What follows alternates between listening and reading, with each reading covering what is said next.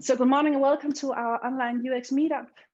This time we are welcoming Bjarke Daugaard. Bjarke will share his experiences with working with UX and design in startups. Bjarke is head of design at Heap and he teaches a masterclass in service design at the IT University of Copenhagen. And he has previously worked at Danish Rail, Emirates Tonsa, and with FinTech at Danske Bank. And again, we're so happy to see so many people joining today. Hope you have had a lovely morning so far. The agenda for today, that when I'm done with all the practicalities, Bjarke will start his talk. We'll try to keep track on time. We know this is very important to you, so we'll try to do our best. Regarding questions, you can ask questions in the Q&A section in Zoom, but due to time constraints, we just have time for a couple of questions at the end of the talk. Of course, if there is some clarification questions and so on, I'll ask Bjarke during the talk as well. Else we will have behind the talk afterwards. This is not something that you can see right away, but this is something where Bjarke will answer all relevant questions and we will record it and send it out to you in the next couple of weeks. Furthermore, you will also receive Bjarke's slides. So for those of you who don't know Preely is a self-service platform for unmoderated remote user testing. It consists of 3 areas where you can create your test and distribute it. You can host your test panel and you can assess data and analytics. And we collect most usability and UX metrics. We also run webinars like this or meetups like this. And we already, we already now want to invite you to the next one. This was actually a meetup that was planned for November, but it's moved to January 28th. And it's actually a meetup topic that goes quite good hand in hand with the things Bjarke is going to talk about today, because we have Kevin McCarthy joining us from Maersk, and he will talk about and share his experiences with scaling design teams. So that's the next step from where Bjarke is going. You already now can sign up via our homepage, preely.com, and we will also include a link to this meetup in the mail you'll receive after this one. So I think this was all the practicalities, and welcome Bjarke, nice to see you. Thank you so much, Tina. And I've been looking very much forward to this talk actually, because I think we are quite in the same boat right now. So yeah, I hope you have a lot of things that you want to share.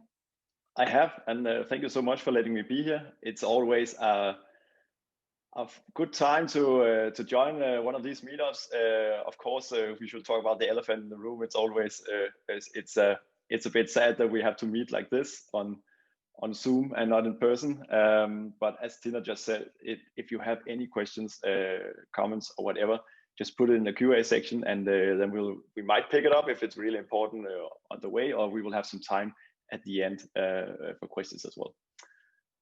I'm just trying to talk while I'm sharing my slides, so 1 second, then I'll be there. Sounds great. Yeah, so it's multitasking. That's like that. Great. Perfect. All right. Thank you so much for having me here. This is this talk today is going to be it's not going to be a TED talk with a lot of quotes and unsplash photos. It's basically just going to be a fireside chat about how it is to be a UX and a UX or a designer in a startup setting. Except this fireside chat will just be me talking, sadly due to this situation where we all spread out. But I'm so glad so many of you have joined to listen in anyway. And I hope we can all meet in person at some point at a later meetup when this situation is better. But as mentioned, this is going to be about UX and design in startups, and it's like a huge topic. So we could talk about everything here, but today we're going to focus on what I will say early stage startup design. So I will just bring in a lot of stories about my experiences in startups. And maybe wander off in a few directions at times if it might be relevant to the subject, but I'm going to try to focus on how it is to be a designer in like the really early days of a startup. If you're sitting in a startup right now and you are you are maybe a little bit closer to a scale up, that will also be some great advice for you, hopefully. But I will try to focus on how it will be to be the one designer in a totally new project. I made this agenda for today just to sort of just highlight for you who are joined in and maybe wondering if you should stay on for the next hour. Just say that we're gonna talk about two things. One is just like what is a startup and how is it to be a designer in a startup compared to corporates, agencies, you know, all kinds of other design jobs. And then we're going to talk about, you know, finish off with 6 things I learned as a startup designer. It's probably more like 12 or 14 things, but I try to divide it into 2 subjects. And if you have any, you know, areas of this where you want to know more, feel free to add comments in the QA section, and we will, you know, try to move on to that as well. All right, so a little bit about me. Why am I here today to talk about startups? And well, first of all, I'm head of design in a new startup called Heap. But I also sort of spent most of my working career in startups or corporate startups. The funny thing is that actually when Tina asked me to come talk here a few days before that, a network group reached out to me to ask me to come and talk about being a designer in a corporate. So you could say I'm sort of split between the two worlds of both have corporate experience but also startup experience. But most of my time working in a large company, which is Danske Bank, as you can see here, was actually building corporate startups in the Mobile Life Innovation Hub, where we, except for the fact that we never ran out of money, still build startup in a traditional way, and scale it from an idea, post it, and 5 people in the room to large projects with 60 plus people, like with June by Danske Bank, where I was a part of the first team looking at that and was the UX lead and scale that all the way to where it is right now. So I've been trying both the startups where you sit in a cold basement and the startups where you basically don't have to worry about funding. And I can say it's very much the same thing you do as a designer. So the money aspect is not really impacting your job very much here. So hopefully you can use some of these experiences and you know, put them on top of whatever startup or new project you're working on right now. I also teach at the IT University in service design, so I might wander off in everything from digital design to service design when I talk, but I'm always very much focused on the process of being a designer, and also in general how you act in a company as a designer, and this is going to be less about should you use Figma or Sketch for drawing up your UI. So that's going to be our focus here today. Also a word from our sponsor. I know Preely is our sponsor, but I can't be a head of design in a startup without doing some advertisement for what we do right now. I'm just going to mention it if you've never heard about it before. I'm the head of design right now in a startup called Heap, which is basically very similar to other startups I've been in, where we take a very, very complicated subject in the area of fintech, and this is pensions. For those of you who are not the Danes, Danish pension system is super complicated, and yeah, it's basically something a lot of people put off really, you know, looking at or let their work handle. And then when they get close to retiring age, they're all very surprised that they don't really have a lot of money to you know, retire for. So we're trying to make that transparent, to make that sustainable, like invest in green technology and similar. And we're also trying to make it super flexible and in your face, so you know what are you actually expecting when you retire, and also so you don't have to spend hours talking to different advisors to just get a pension. You could just log in, spend 10 minutes, and then you are good to go. So that was very briefly about it. Check it out if you don't have a company sponsored pension or just in general looking into whatever is happening out there in the fintech innovation space. All right, back to the topic. Part 1, being a designer in a startup. I saw the list of participants, and I know everyone who's listening in are coming from vastly different backgrounds. And some of you are probably already in startups right now, but I'm gonna talk a little bit about how I ended up in a startup and what is different from startups to all the other kinds of design jobs out there. And actually, my story is not very glamorous. It was basically me sitting almost 10 years ago studying design, and then someone called me and asked if I could do Photoshop, because back then I shared some images on Facebook where I edited some stuff in Photoshop, and someone at this startup thought Photoshop UI probably the same thing. So I was like, yeah, I can do Photoshop. And they asked me, can you come in 5 hours a week? And then 2 weeks later, I was there doing UIs 80 hours a week, basically 24/7, and trying to figure out whatever this UI thing was. So compared to a lot of other people's entry into the design world, where they maybe start out as a junior or maybe study design for a few more years than I did before I went through it, I was sort of just thrown into being all of a sudden the only person knowing something about design, and only at that time a little bit about design, and figured out as we go.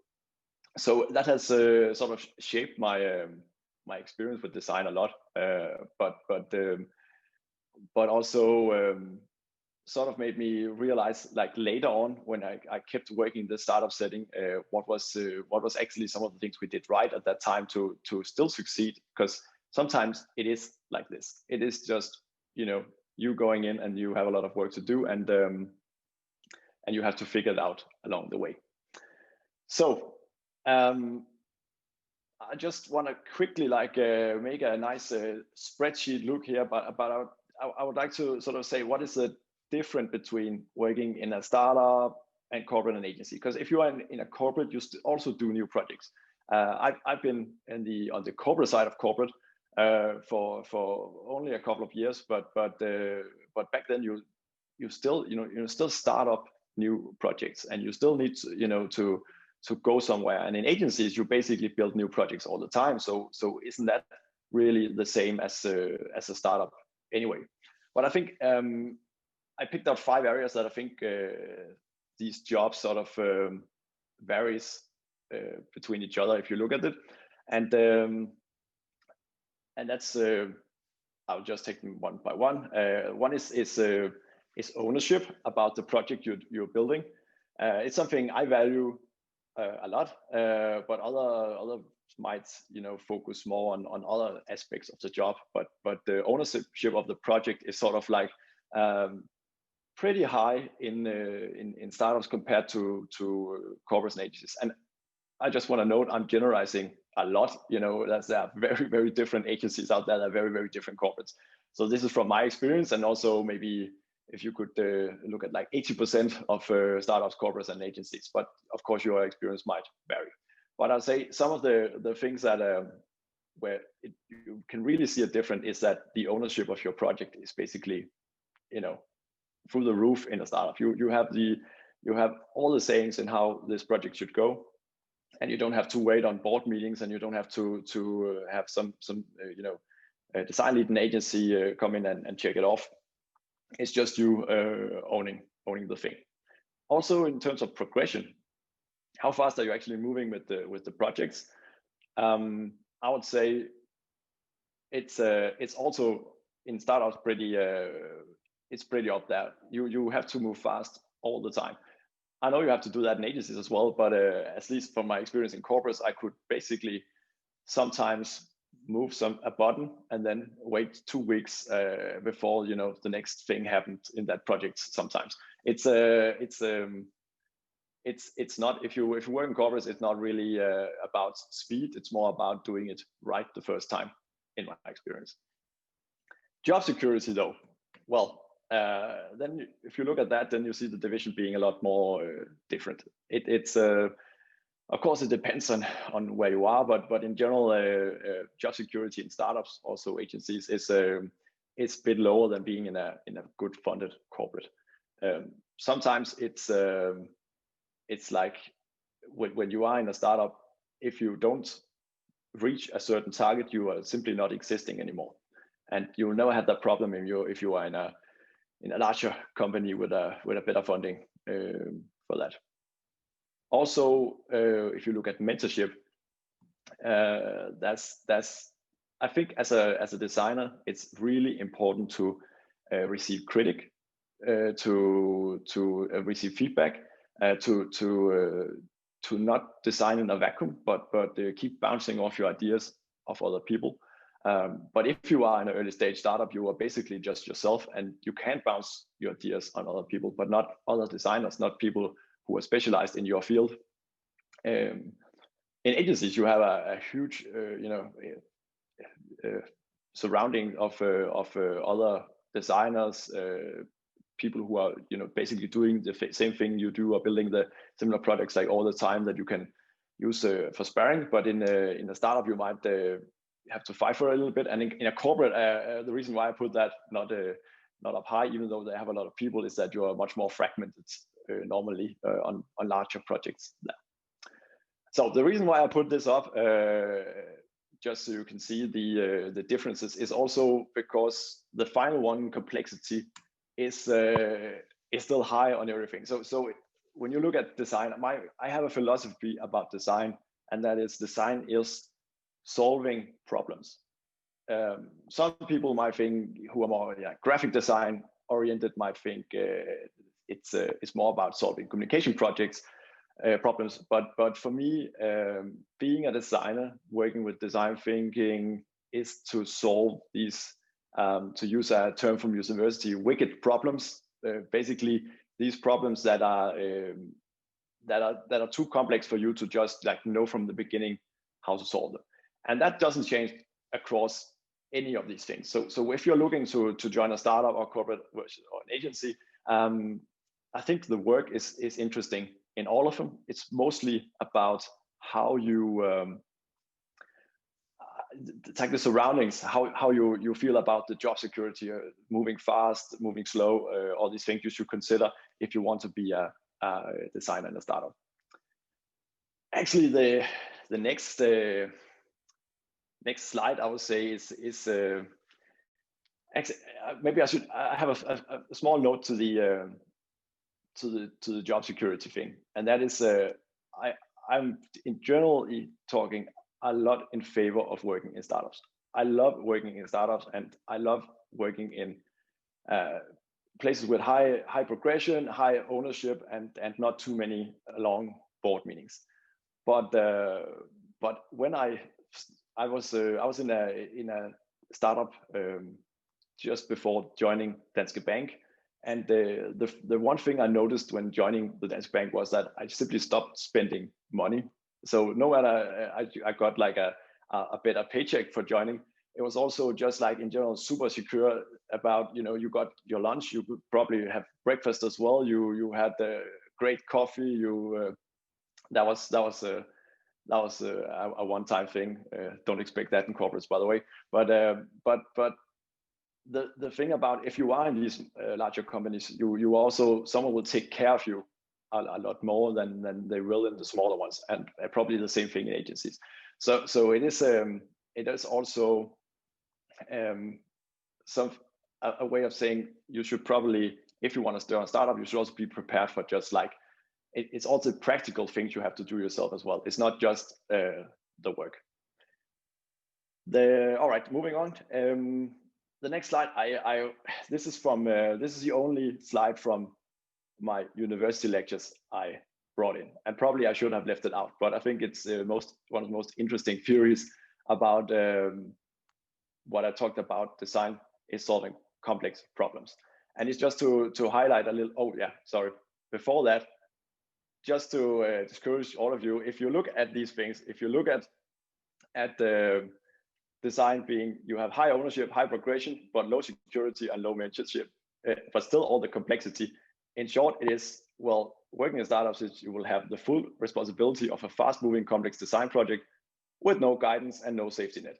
In short, it's not all that bad, but just not to sugarcoat it, this is basically what you do when you start out a project on your own. So that's really short wrapping up what I just said. All right, back to the complexity.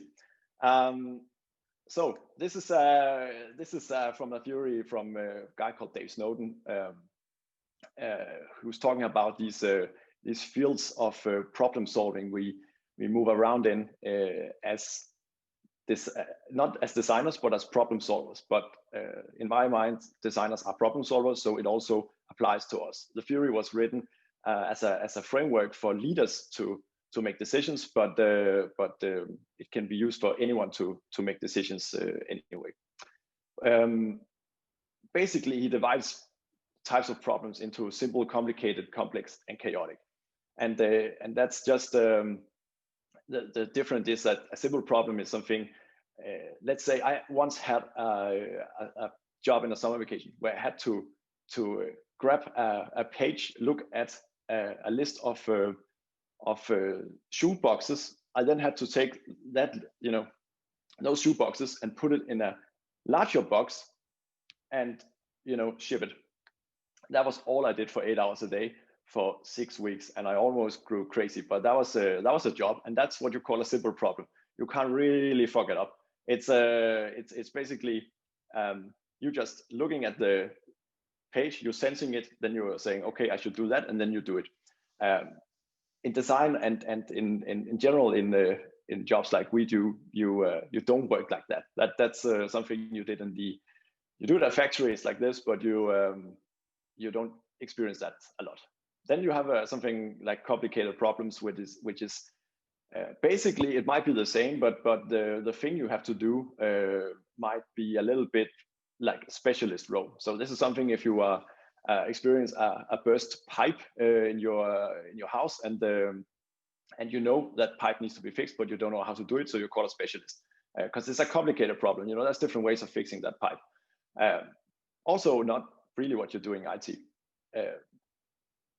So that leaves us with those two last complex spaces, problem spaces, the complex and the chaotic. And basically, what you have in the way you define these problems is that in a complex problem, you don't really know the problem solution when you start out. So when you build a new startup or you build a new design project, you are not really sure where to end up. If you are, we all who have studied design know that if you think you have an idea of where to end up, it's probably not right anyway. So we are in that area, and the way you solve problems according to those people is that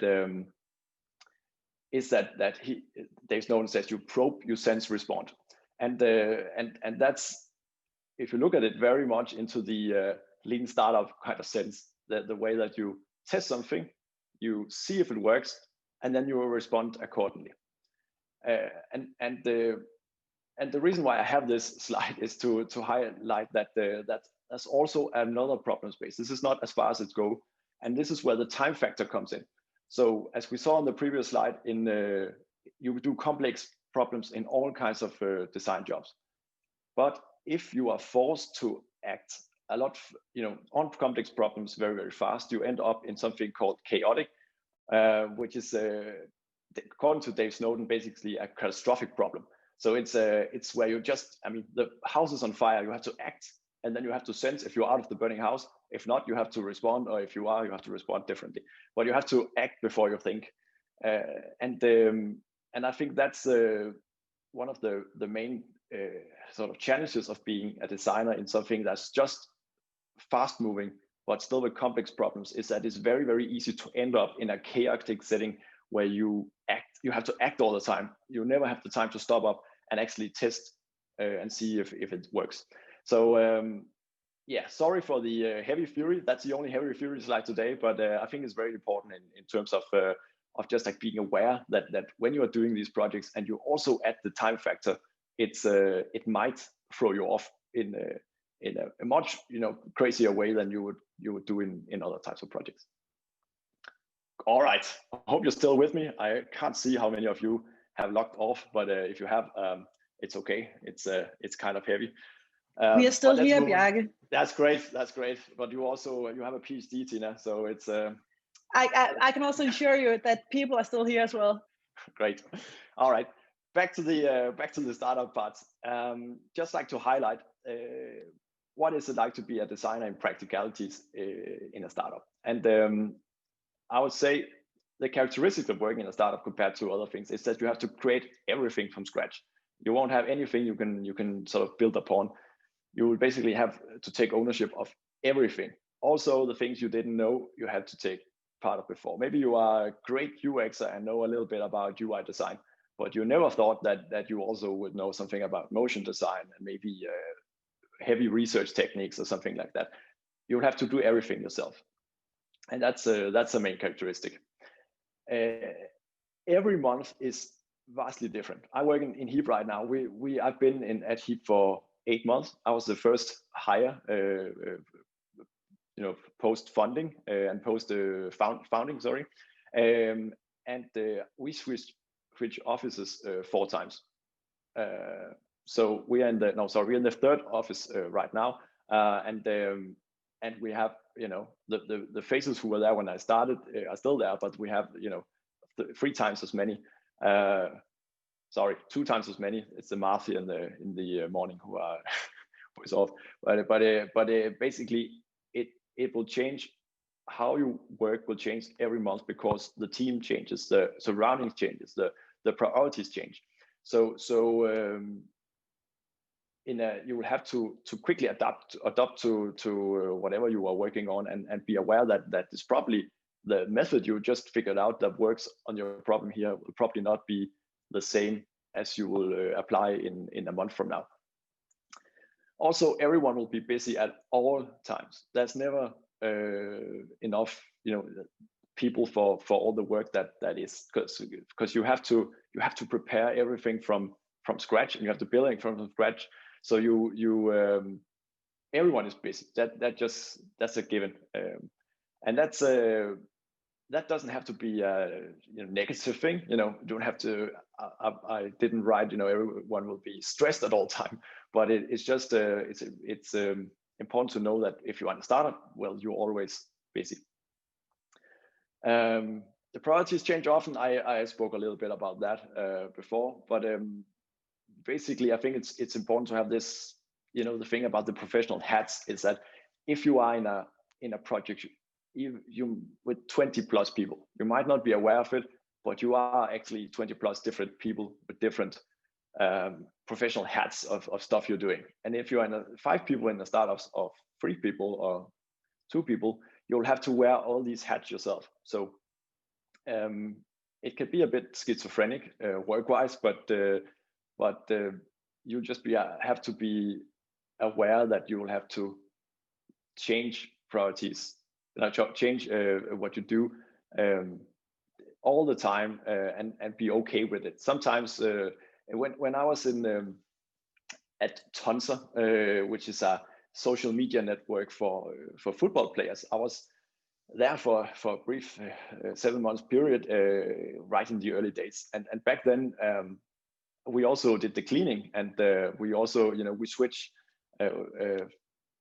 tables, so we all had a place to sit, at least for a few hours every day. And that was just like everyone was okay with it. It was sort of like this community feeling that we have professional football players sitting there, former professional football players who are working marketing now, who are also okay with cleaning the toilets, because that was just like one of the hats you also have to wear when you are a few people in there. And I think that's a really important sort of characteristic also to have as a designer who joins these places, is that sometimes you will, even though you like to do UI, sometimes you will do Facebook ads all day, because that's what you need right now. And you have to not be too caught up in your own professional skills and be too picky about what you're doing, because you have to do everything yourself. All right. How to be then, if this is the characteristics, how are you then the perfect startup designer? Is startup life for you? This will be sort of the final things I'm I'm talking about before we go into the tips and tricks and learnings for doing startup designing a startup. But I'll say if you are sitting out there and you're wondering, is this something you should do? Should you join a startup? I mean, it's Corona. Everyone is scared what could go wrong, right?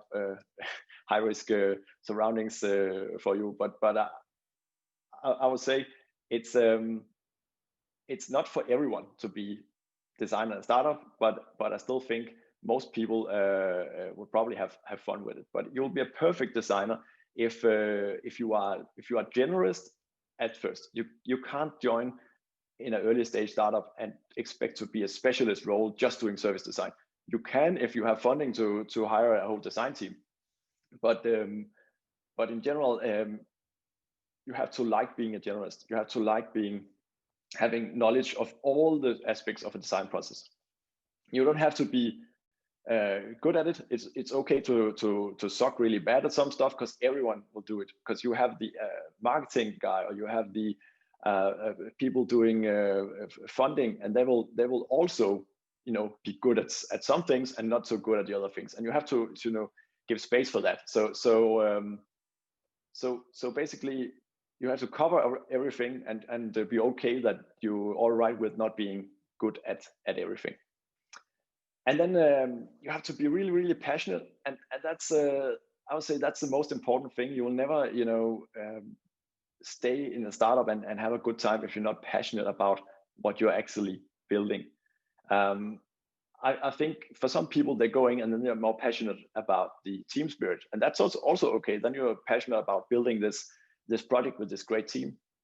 But if you lack the passion, then it's simply too much work for too little money compared to what you could do other places. I was really surprised when I got from being a few years in startups and then joined a big corporate like Danske Bank, and at Danske Bank I met some of the most amazing people, but I was also surprised about how large a chunk of people working in a place like that who were just there to be a place from 9 to 4, and then leave and then live their lives elsewhere, and that's okay. I mean, that's you should have a healthy work-life balance, but there was no like really passion in the work. That was more like a professional sense of like they came in and they did the thing, and that worked quite well. But if you are in this high ever-changing high performance startup environment, you will probably burn out if you don't have this passion, because it's very, very difficult to just meet in and not be super involved in what you're doing and succeed.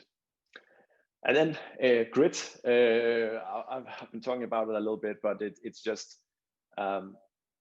you have to be all right with just the churn, just like you have to do a lot of work, and a lot of it won't be as perfect as you would like it to be, and you still have to do it, and you have to do it every day for a long time before you might seeing the fruit of your work. So it's also about perseverance, about going in and being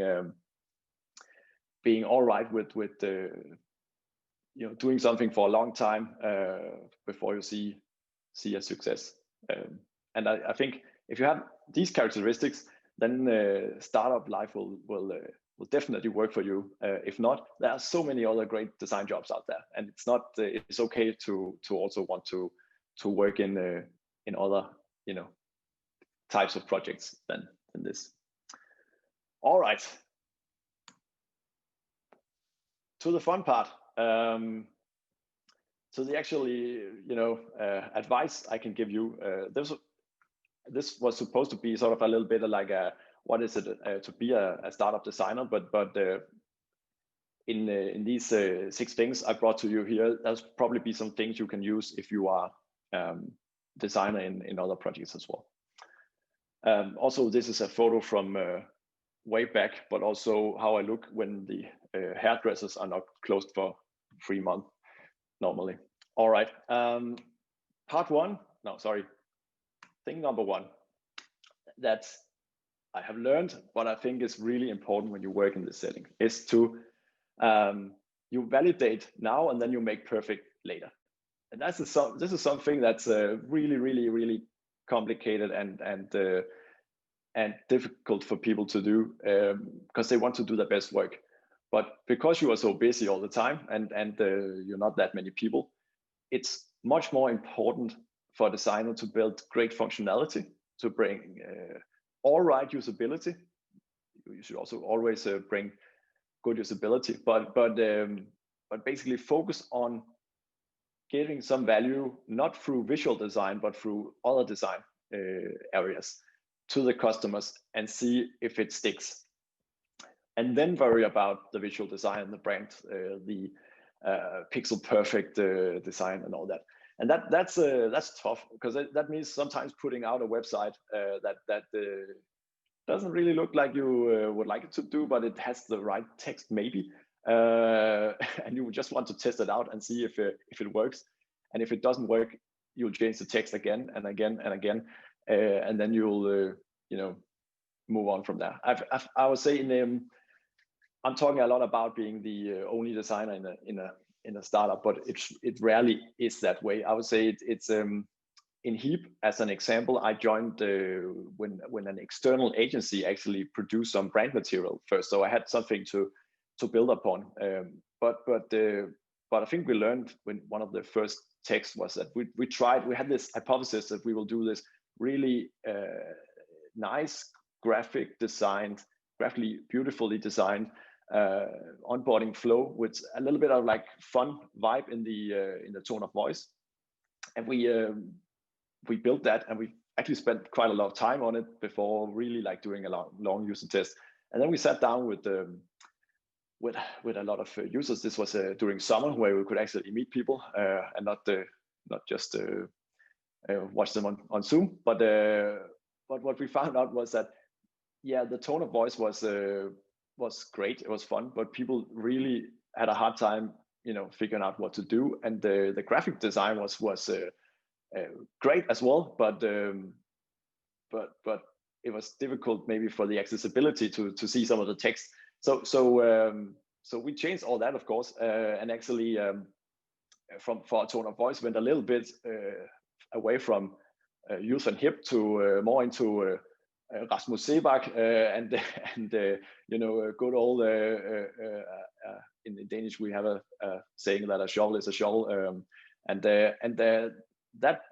that was not really something that was super cool from a design perspective, but it worked, and a lot of more people understood what was going on, and then you have to remember that this is just something you change to get the content right, to create something, but you're still postponing and not forgetting that you also want to make an awesome tone of voice and some cool graphic changes as well. That just comes after. And I think in every startup I build in, you always build a house on tiny sticks in the swamp, and then just see if people want to live there.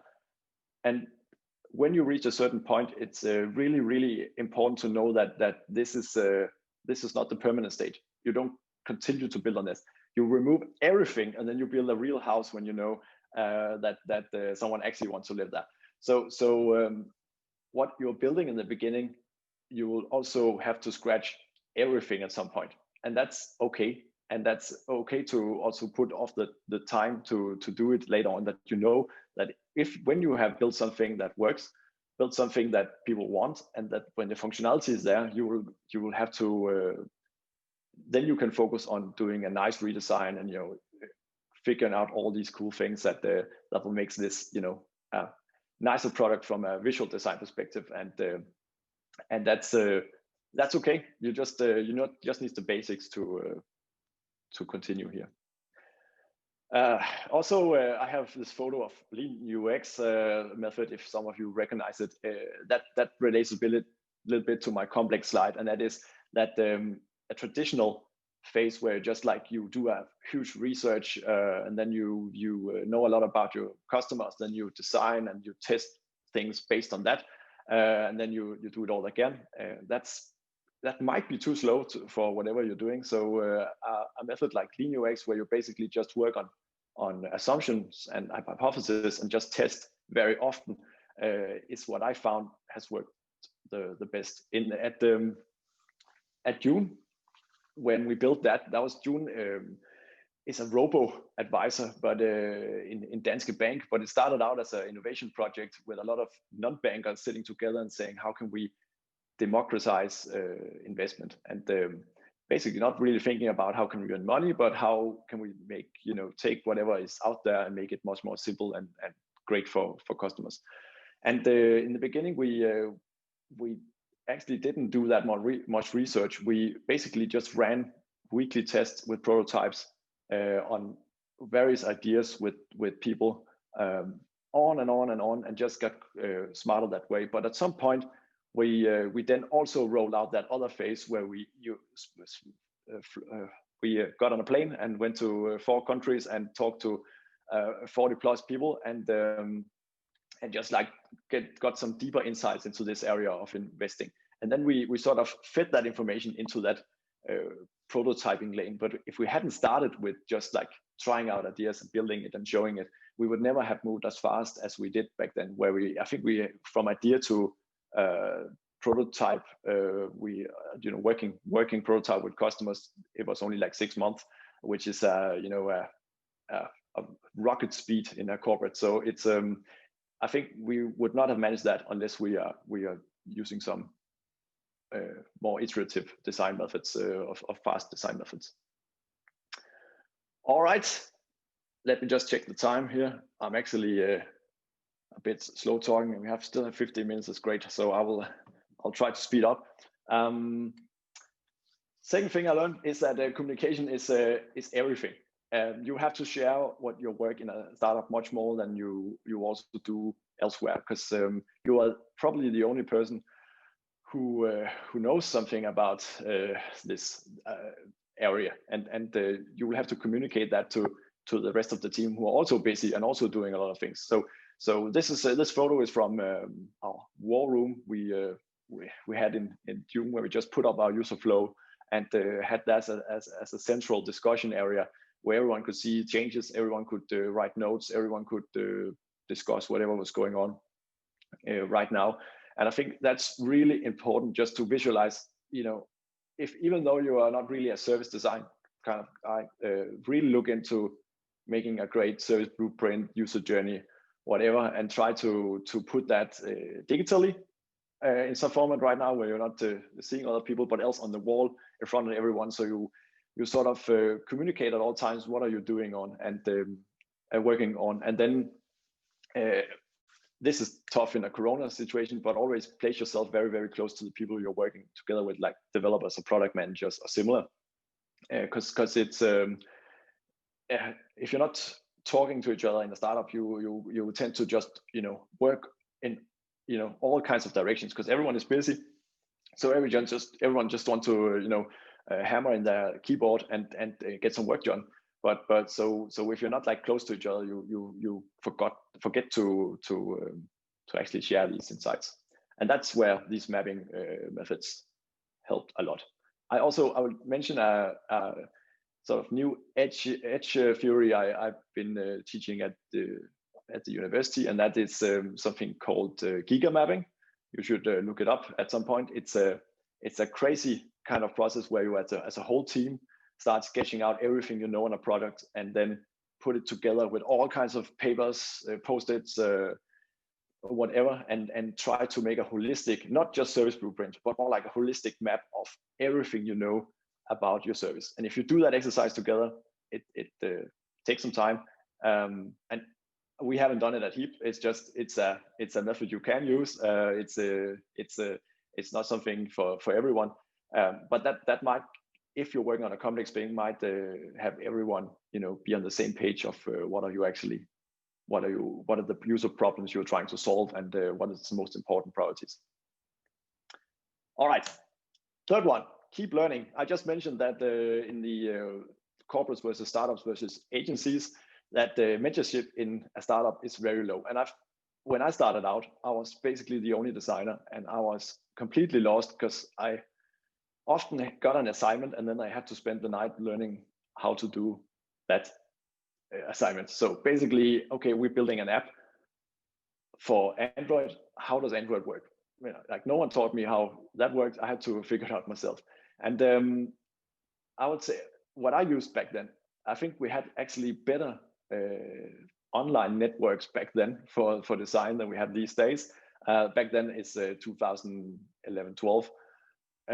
Because everyone was just like startups was a new thing. Facebook was not evil. You know, everyone was just like, we have to save the world with design. And it wasn't commercialized as much as it is right now. So I think it's important to find the right networks, but I use these networks a lot. And I had back then it was also easier to actually grab a beer with Jeff Goffeld that wrote the Lean UX book when he was in Copenhagen, and it was a small community kind of sense. It's grown a bit bigger now, but that also means that there are more opportunities like some of these on the screen here right now. I just wrote Slack, but we have so many good Slack groups like Design DK. That's a bit slow at the moment, but you know, communities where you can talk to other designers about your problem. We have cheap conferences like UX Camp Copenhagen, and we have meetups like Copenhagen UX UI design. So if you are the only designer in a startup, or if you're only a couple, use this. Attend meetups like today, just to see whatever everyone else is doing. But also remember that you won't be a UX team of one forever. I was a UX team at one for only a few months in most of the projects I've been on, because then you hire someone to you know, help out with design, or you get some external people to join in, or you know, it keeps evolving. So it's also mostly for a period of time that you have to you know, keep learning by yourself. So there's a lot of good tools out there to keep you going. And of course, use the opportunity to learn from, you know, the developers for the marketing people, from everyone as well. Cross-functional teams are awesome for learning, and you often don't get that chance if you are in an agency only focused on design, or you're in a corporate where you have a design department sitting for yourself.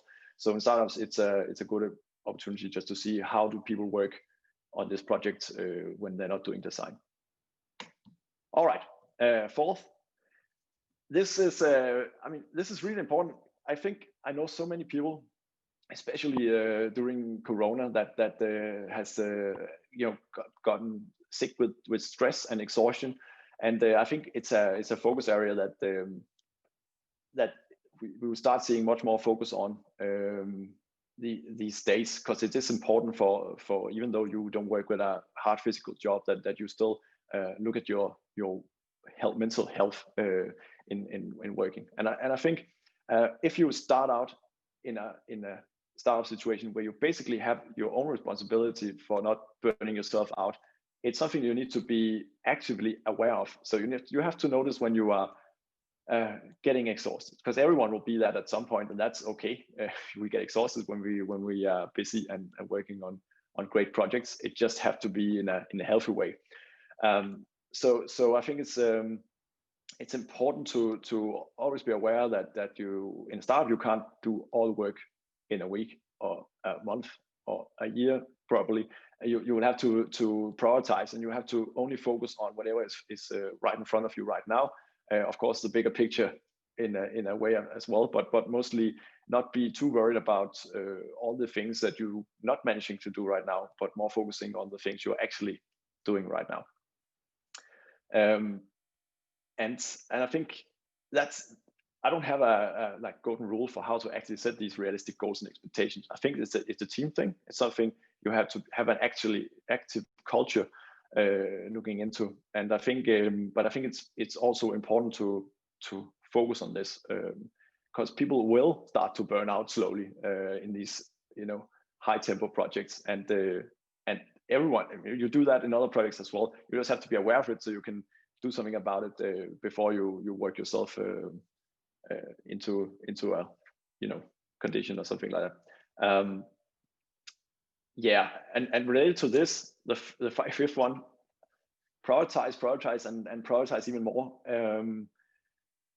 This is very important when you have all the work in the world and not enough time to do it. I think, as I mentioned about, you know, visualizing the flows and the user journeys, you should also visualize what is the most important thing for the team right now. What is the most important thing about your role or your the design area or other areas as well.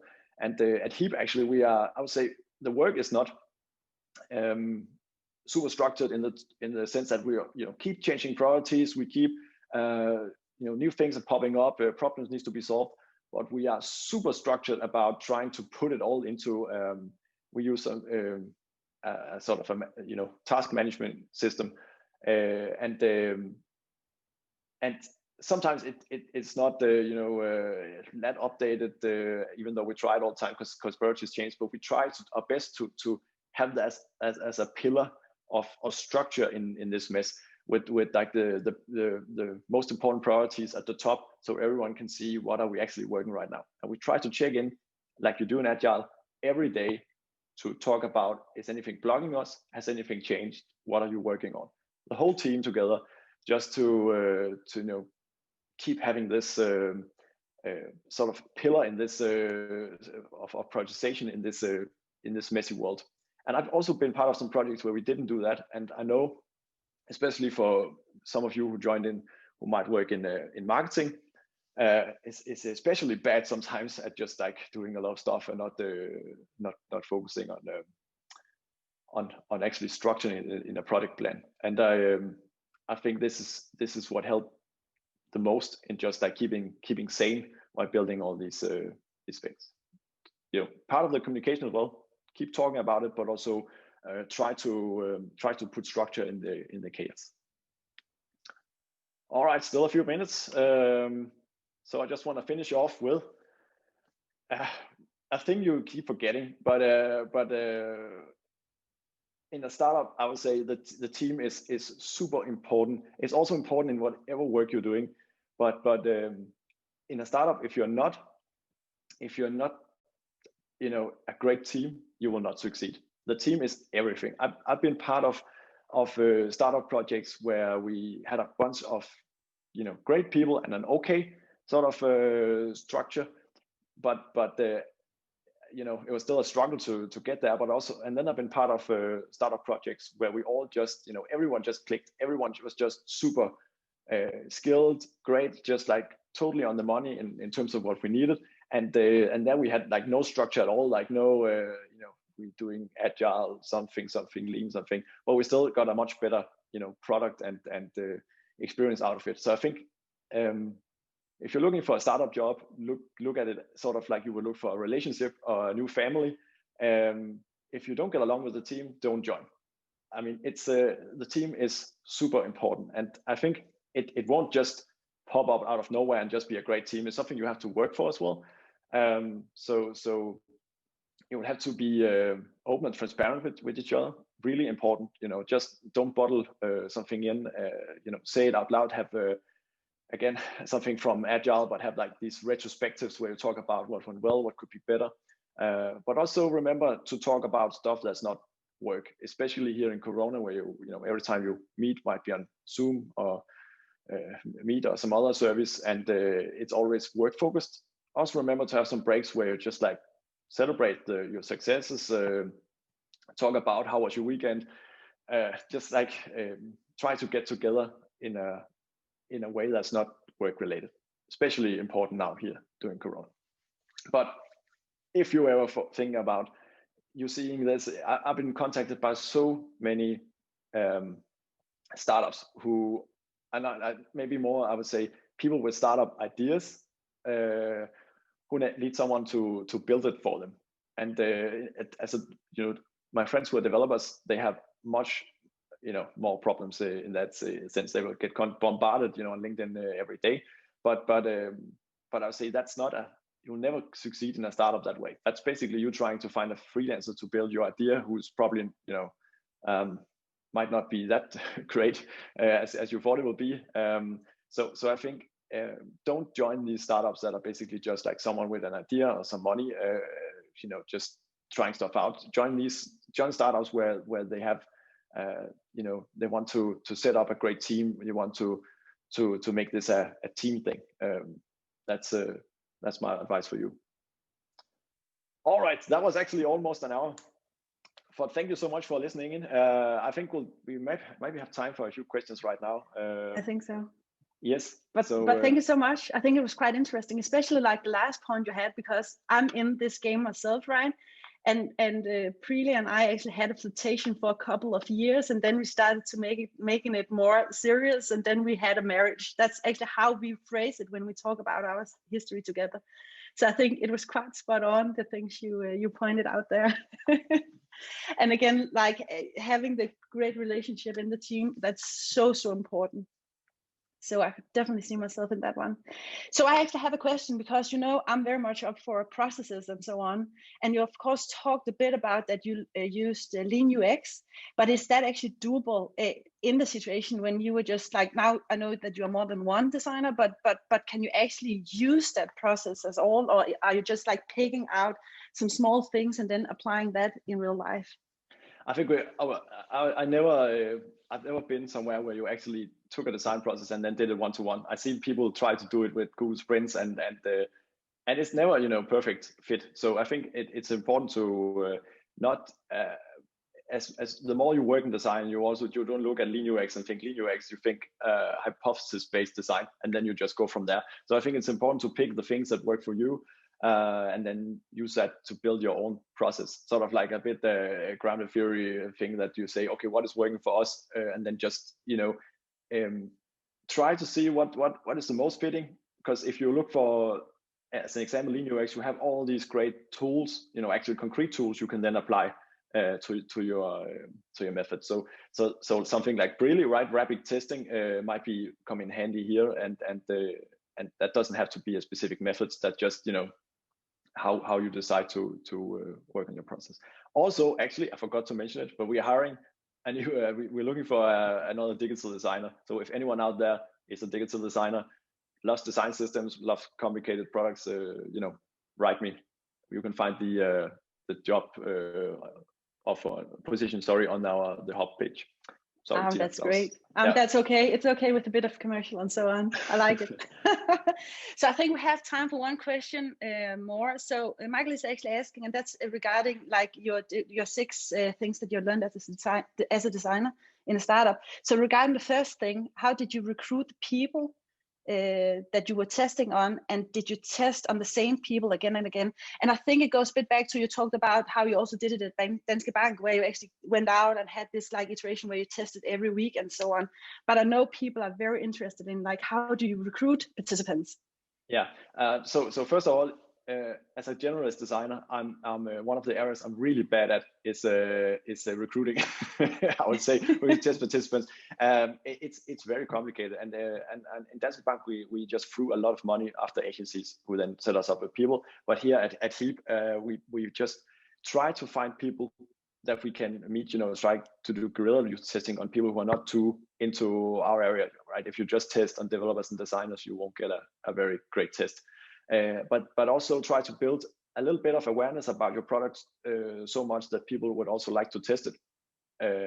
So get into when you have people interested in your product, maybe through marketing and ads, reach out to them and ask if they want to be the first participants to test. That's what we're trying to do right now. Also, we're building a new web page right now, and we're doing that by reaching out to some of the people on our newsletter list and asking them to go through a prototype.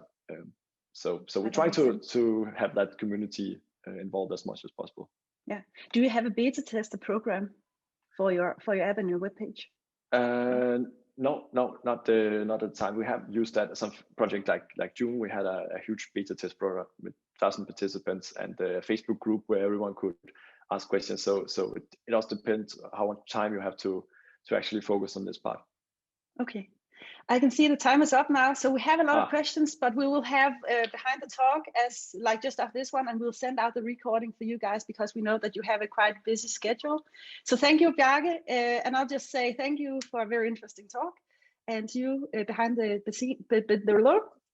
screens, thank you for joining.